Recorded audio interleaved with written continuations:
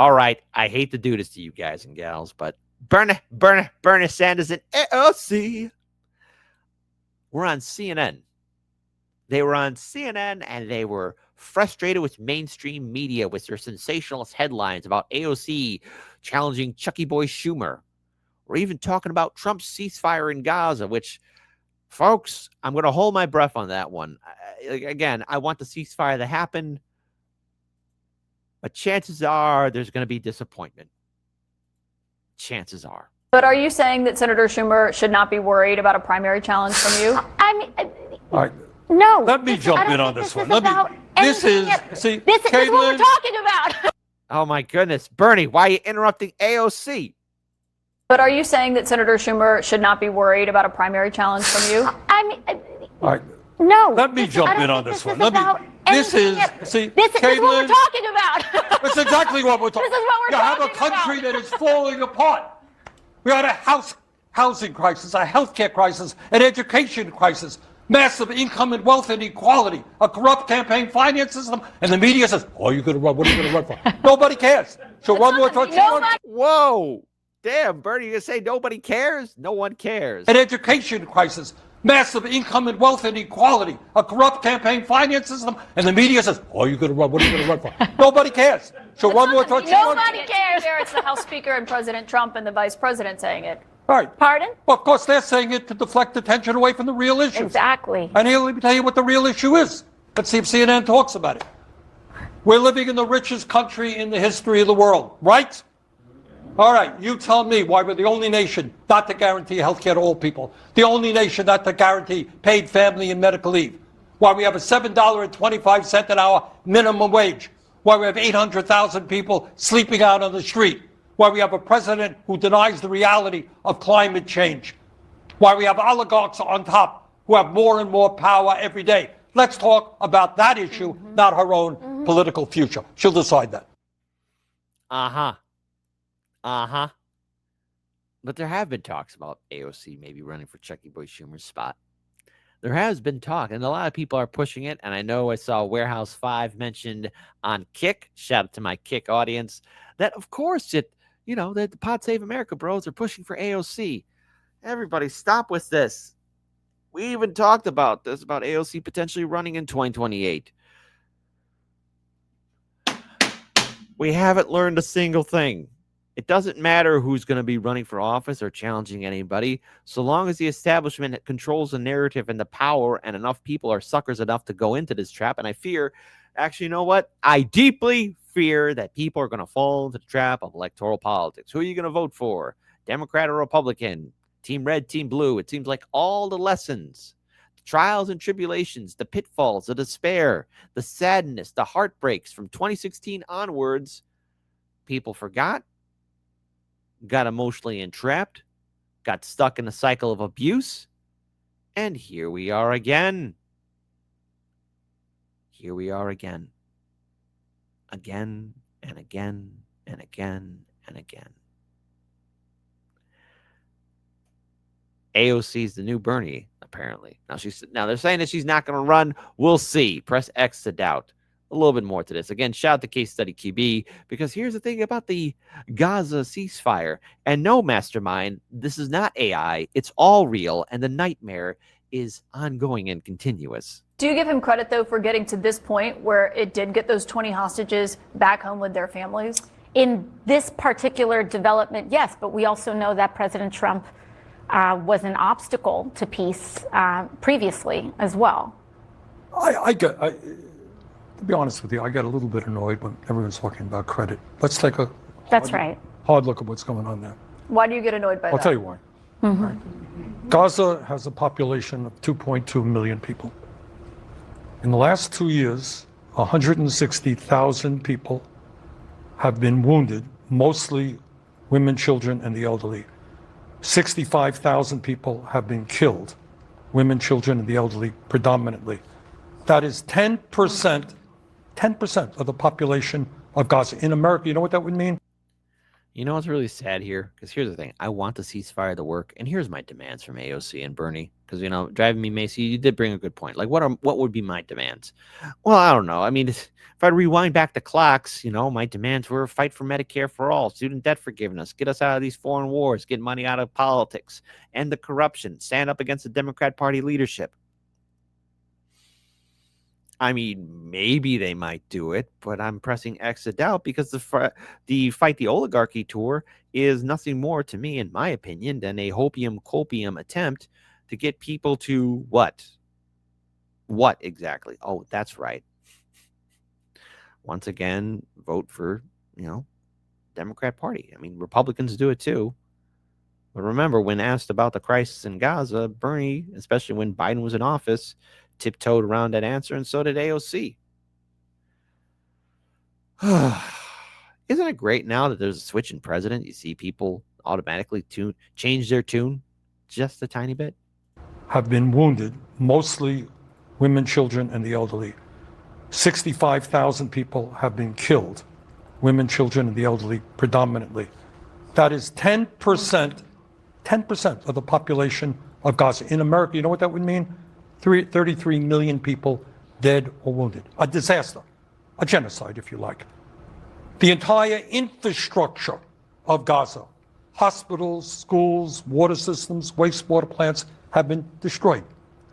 Under Trump, supporting, and by the way, what bothers me as an American, we have given under Biden and under Trump $22 billion to Netanyahu's extremist government, which for the last month or two have been starving children. That has been their policy. That's right. So, Caitlin, when you talk about are we overjoyed that the hostages are back, that prisoners are released, that finally there is peace, hopefully it lasts, yes, absolutely. But I think this is not a time for credit. This is a time to think about American policy. Are we happy that we have given tens of billions of dollars to destroy the Palestinian people? Israel had a right to defend itself. They were attacked by a... He's trying to do both sides, all right? But when asked about it, especially during the DNC convention, I mean, that was a whole big cluster disaster. If you've been following us from the beginning, you're noticing it's a pattern of lies, and Republican politicians do it too, both sides of the aisle. If only we had leaders that could do the one thing that we all would like to see, and that is lead. terrorist group. They did not have a right to go to an all-out war against women and children in Gaza. And moreover, on this issue as well, is that we may have an announcement around a ceasefire, but Gaza has been flattened. Tens of thousands of people are dead. Universities gone. Hospitals eliminated. With American-made bombs. With our tax dollars. While you and me and our families can't even afford to put food on the table. And so I welcome the cessation of these bombs dropping in Gaza. But I don't, the devastation of everything that we have endured up until this point is not something that I think we should celebrate. The United States played a role in all of this destruction to begin with by enabling Benjamin Netanyahu in dropping all of these bombs, by refusing to enforce our own American laws and the Leahy laws on the books, which says that we cannot be transferring weapons to forces that are engaged in gross human rights violations. Right. And we look the other way because we deem them an ally. And you're saying that's not something that you're, a criticism that you're just applying to President Trump in terms of support? No, President Biden did it. President Biden did it, and I have absolutely said that to him in person. Okay, just want to say this here, folks. Just want to pull this up here. We're going to time travel. Hold on to your butts. We're going to time travel to the year of the dragon, 2024. 2024. You refuse to call it a genocide. In front of everybody. I need you to understand that this is not It's not okay that there's a genocide happening. You're not actively against it. You're lying. I'm lying. You're not. You went on TV and avoided talking about it. For what? Because now you can't say it's genocide or what? You're deciding your political race. You can't call it a genocide. How do you say that? We're not lying. We're not lying. You've been We're not saying it in TV. interviews. It's insane. You haven't been calling it a genocide. Don't tell me I'm lying. Then just say it's a genocide. Just say it. Over 30,000 people are dead, AOC. You can't just say it for once. Just say the word. That's There's a video out there, and I can't find it anymore. But at the end of this incident, he tries to put his arm around her, and she pushes him away. it. That's all we want you to say. Or you're not angry about people confronting in public, but you can't call it genocide. Over 30,000 people have died. Stop. Okay? Stop. Stop. We're not doing anything. We're just talking to an elected publication. That's all we're doing. That's it. Cut it, and you're going to cut this, and you're going to clip this so that it's completely out of context. I already said that it was, and y'all are just going to pretend that it wasn't over and over again. It's fucked up, man. And you're not helping these people, and you're not helping them. You refuse to. You're not helping them. I would say that the United States, our responsibility is to the stability and the security of the region. That means being able to support, yes, Israel in its defensive capacities, right? In its ability, in that context. Why the fuck you lying? Why? Had to mute that. Had to mute that just a little bit. Okay, there you go. Marjorie Taylor Greene's amendment does nothing to cut off the offensive aid to Israel nor end the flow of U.S. munitions being used in Gaza. What it does do is cut off the defensive Iron Dome capacities while allowing the actual bombs killing Palestinians to continue. I've long said I do not believe that adding to the death count of innocent victims of this war is constructive to the end. That is a simple and clear difference of opinion that has long been established. I remain focused on cutting the flow the genocide in Gaza. There is no such thing from this Squirm. There's no such thing as defensive military aid. When you give Israel the military infrastructure that ensures it can do its genocide and launch its wars against Lebanon, Yemen, Iran, Syria with full impunity, you are directly intentionally funding and arming the genocide. Just want to pull this up here too. Somebody said I'm pulling up receipts. Oh, hang on. One more. Bear with me. One more. We're time traveling again to 2024. We're time traveling again. Time travel. In your view, is what Israel is doing in Gaza a genocide? In my view, it is absolutely disgraceful, horrible, and I'm doing, as a United States Senator, everything I can to end it. And where I'm sitting is, and I don't know how many people know this, every year the United States provides about $3.5 billion in military aid to Israel. On top of that, there is a bill. I was supposed to be here earlier. Couldn't come because a bill came up for not just all for Israel, $95 billion, including $14 billion for Israel. And I have led the opposition to that. I do not want to see the United States complicit in what Netanyahu and his right-wing lunatic friends are doing right now to the Palestinian people.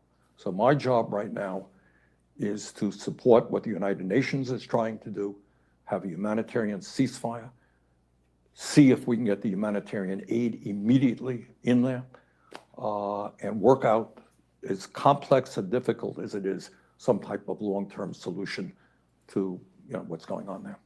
But do you buy the South African case at the International Court of Justice that what Israel is doing in Gaza constitutes genocide or genocidal acts?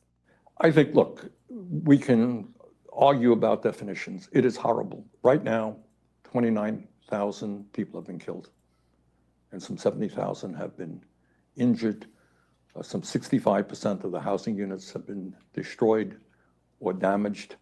And I am worried right now, and I almost wonder why I'm in the UK and not back in the US dealing with this stuff, is that we have hundreds of thousands of children are facing starvation.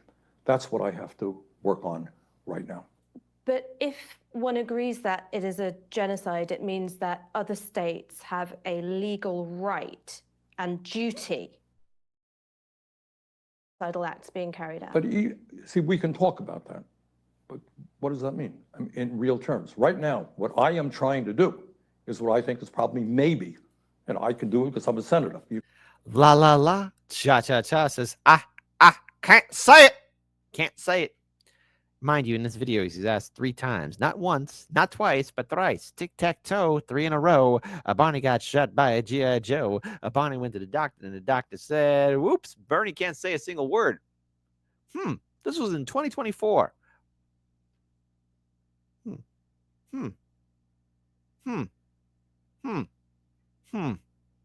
Makes me kind of want to wonder. Who was president during that time, but until November 5th? Oh, that's right. You can't. Right now, maybe, if we tell Mr. Netanyahu that he's not getting a check for $10 billion more to continue his aggressive action, he and his right-wing friends may decide it is not a good idea to continue to do that. So that's where I am coming from. In addition to stopping the billions of dollars in military aid that Israel gets from the United States every year, would you back calls for a cultural, sporting, and economic boycott of Israel? I am nervous about economic boycotts of any country, to be honest with you. But right now, what people want to do, they can do what they want to do. But right now, again, my job as a United States Senator, and I'm kind of leading that effort in the Senate, is to tell Netanyahu that he is not going to get any more U.S. aid. Did you feel nervous about the boycott movement against apartheid South Africa? Was that a concern you had at the time? What I thought that as an apartheid state at that point, it was important to put pressure. But people can do as they want, and that's all. Do you think that it's right that British citizens and American citizens can go and fight in the IDF when, as you say, there are such profound humanitarian concerns in Gaza? Well, I think if British and American people want to do that, I suppose they have the right to do it. It's not Definitely a big change of tone. I wanted to play those 2 videos, and I'm sorry to put you guys through that because it's just interesting how they've switched from that to this. Shout out again to Case Study QB. Follow him on Twitter. We should celebrate. The United States played a role in all of this destruction to begin with by enabling Benjamin Netanyahu in dropping all of these bombs, by refusing to enforce our own American laws and the Leahy laws on the books, which says that we cannot be transferring weapons to forces that are engaged in gross human rights violations. Right. And we look the other way because we deem them an ally. And you're saying that's not something that you're a criticism that you're just applying to President Trump in terms of support. President Biden did it. President Biden did it, and I have absolutely said that to him in person as well. Bernie and I. We spent a long time with President Biden trying to make the case. I've given. Hey, let me ask a question to you, my audience. Do you believe that they did that or made attempts? Type 1 for yes, Kit, you gotta believe. Type 2, no, I don't. I press X to doubt. I wonder how many 2s will show up in the chat. I wonder, do you ever wonder? President Biden held about this, and President Trump has absolutely been part of this problem as well. In fact, he was bragging publicly about Benjamin Netanyahu ringing him up and asking for all these kinds of bombs that he doesn't even know the United States has, and him signing off on it. And in person, in private, did AOC ever speak out against what Biden was doing about Gaza in public? I wonder. I played those 2 clips. Everybody in independent media played those clips. From Sabbath Sabs, RBN, Jimmy Dore, Do Dissidents, and everybody, INN, everybody else in between. Everybody's talked about it. Everyone's speaking about it. Everyone knows about it. So what more can I say that has not been said already? And one more thing. Hard Lens Media owes its existence to its audience. So when I clip this, please, everyone, please, with a cherry on top, like, comment, share this video on social media. Help us out. help us grow our channel, keep us alive in our fight. Because one thing I love about Hardlens Media, you are my mad dog killer types. Now, this whole thing with AOC and Bernie, I mean, they're hypocritical politicians, and many of you are probably rolling your eyes like, oh, I know, kid, Bernie and AOC are hypocrites. They were saying one thing last year when Biden was president, now they're saying something else altogether. But when you, my wonderful angels, deliver me a video and a present live on air, it tells me one thing. And I don't care where you politically align, because I have conservatives and leftists say, hey, kid, I found this for you. Somebody found me a present. Somebody found me a present. Somebody found me a present. Hold on. Somebody found me a present. And I cannot thank you enough for it.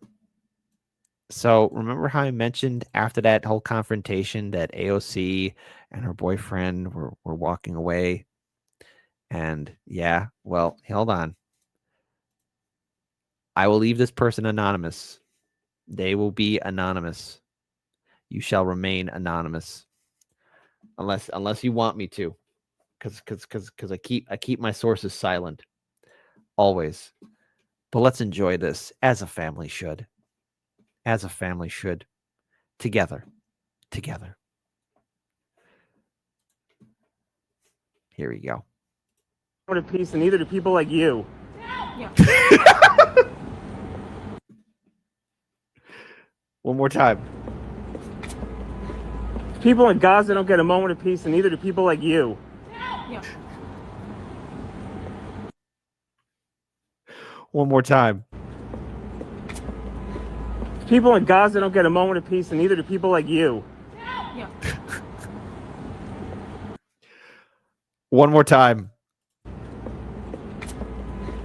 People in Gaza don't get a moment of peace, and neither do people like you. Yeah. I don't think your boyfriend got peace either, okay? So hashtag, I hope he's okay and he didn't have to dodge a skillet or any kind of iron pans or knives or anything of that nature.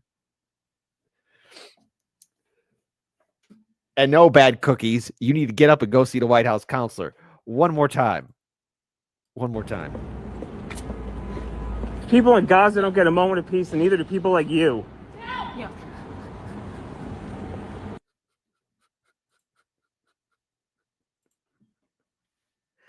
Join our Discord, join our community, join the Hardlens Media Network.